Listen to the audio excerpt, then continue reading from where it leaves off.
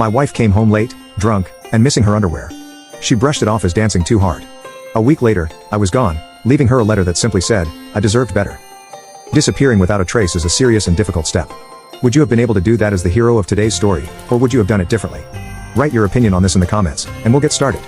Marriage had always seemed like a stable promise to me. My wife, Emily, and I had built a life together that felt as solid as the brick home we'd worked years to afford. Sure, we had our ups and downs like any couple, but I thought we'd weathered enough storms to have earned the right to some peace. That illusion shattered on a crisp Friday night in October. Emily had always been social, much more than me. She thrived on connections, dinners with friends, and girls' nights out. I trusted her implicitly, or at least I thought I did. So when she mentioned a big night out with her closest girlfriends, I barely blinked. "Don't wait up for me, babe," she said with a playful wink. "We're going all out tonight." I smiled back, more focused on the game on TV than her plans. "Have fun, just don't drink too much." As the hours ticked by, I stayed in my usual Friday night groove, some light cleaning, a few beers, and watching highlights of the week's sports. Around midnight, I started to feel a twinge of unease. Emily hadn't texted once, not even her usual check-in to let me know things were going well. By 1:30 a.m., I was wide awake, staring at my phone. Then just after 2 a.m., the front door creaked open. I stood in the living room frozen. Emily staggered inside, her heels dangling from one hand and her purse barely hanging on her shoulder. Her hair was a mess, her lipstick smeared, and her cheeks flushed with the telltale signs of too much alcohol. "Hey," she slurred, collapsing onto the couch. "Emily, are you okay?" I asked, walking over to her. She mumbled something incoherent and waved her hand dismissively. That's when I noticed it, she wasn't wearing any underwear. The realization hit me like a brick. Her short black dress, now wrinkled and slightly askew, offered no explanation but begged for questions. "Where are your underwear?" I asked, trying to sound calm despite the panic rising in my throat. She blinked lazily at me, her face blank. "What? You're not wearing any?" I repeated my question, my voice harder now. Emily's drunken brain seemed to take a moment to process the words before she giggled, a soft nervous laugh that did nothing to ease my concerns. "Oh, must have lost them, maybe at the club." Her response was like a slap to the face, the words hung in the air heavy and damning. "Emily, are you serious? How do you just lose your underwear?" She waved me off again, muttering something about dancing too hard and having too much fun. But I wasn't buying it, every fiber of my being screamed that something wasn't right. As she stumbled off to bed, leaving a faint trail of perfume and alcohol in her wake, I sat down on the couch with my head in my hands. My mind raced through 1,000 possibilities, none of them good. Had she been with someone else? Was she lying to me? I didn't sleep that night. I stayed on the couch staring at the ceiling trying to piece together the fractured trust that had held our marriage together. The next morning, Emily woke up hungover and irritable, brushing off my questions with curt replies. But I couldn't let it go. Something inside me had shifted, a dark and growing suspicion that refused to be ignored. Over breakfast, I asked again, "Emily, what really happened last night?" She sighed dramatically, rubbing her temples. "God, not this again. I told you we were out dancing and I got a little too drunk, that's all." "Then why were you missing your underwear?" Her face turned red, not with embarrassment but with anger. "Why are you making such a big deal out of this? It's just underwear."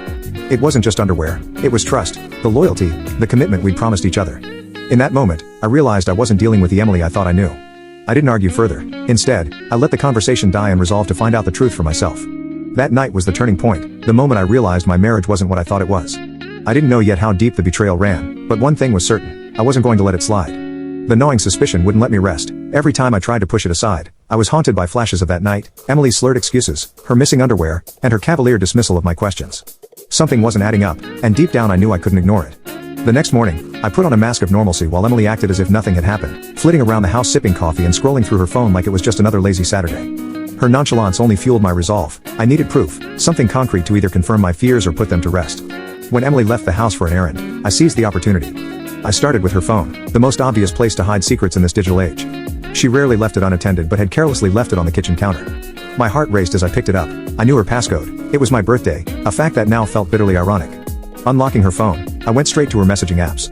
Most of the conversations were mundane, filled with harmless chatter about work and plans with her girlfriends, but then I found a thread buried deeper in her texts. It was a name I didn't recognize, Jake. My stomach dropped as I opened the conversation. The messages were vague at first, playful banter about meeting up and inside jokes I didn't understand, but as I scrolled further they became unmistakably flirtatious. My blood ran cold when I stumbled upon texts from the night of her girls' party. "Jake. Last night was amazing. Can't stop thinking about you. Emily. You're trouble. You left something behind by the way, might have to come get it. Emily. Keep it safe for me lol." The room spun as I read those words. I didn't need a translator to know what something she'd left behind meant. My hand shook as I closed the app and set the phone back exactly where I'd found it. My heart ached with betrayal but my mind went into overdrive. I wasn't just going to confront her. I needed a plan. Confrontation wouldn't fix this. If anything it would give her a chance to lie or twist the truth or manipulate the situation. No, I wanted her to feel the weight of what she'd done. I started by gathering more evidence. Over the next few days, I kept my composure, playing the role of the oblivious husband while quietly digging deeper. I scoured her social media accounts looking for patterns or inconsistencies. I even checked our joint bank statements and saw a charge for a hotel room on the same night as her girl's party. That was the final nail in the coffin. I thought about confronting Jake, but something held me back. Why should he get any satisfaction from knowing how affected I was? He was just a symptom of the deeper problem. Emily was the one who betrayed me, the woman I'd loved and trusted above all else. The worst part wasn't even the cheating itself. It was her blatant disregard for me, the way she'd come home that night and treated me like some clueless fool. That realization hardened something inside me. That week, I started preparing for the next phase. Confrontation alone wouldn't be enough. I wanted her to feel what I felt: confusion, loss, and despair. So I began crafting my exit strategy methodically and with precision. First, I withdrew money from our joint savings account, transferring it to a separate account she didn't know existed. I left enough behind to keep up appearances but knew that financial cushion would be crucial later. Next, I started packing my belongings, a little at a time. I didn't want to arouse suspicion, so stashed my things in the trunk of my car bit by bit. Clothes, personal items, and anything else considered irreplaceable, all quietly disappeared from our home. Finally, I began securing paperwork for my departure. I researched rental. You can click on share and more to see if there is a part 2.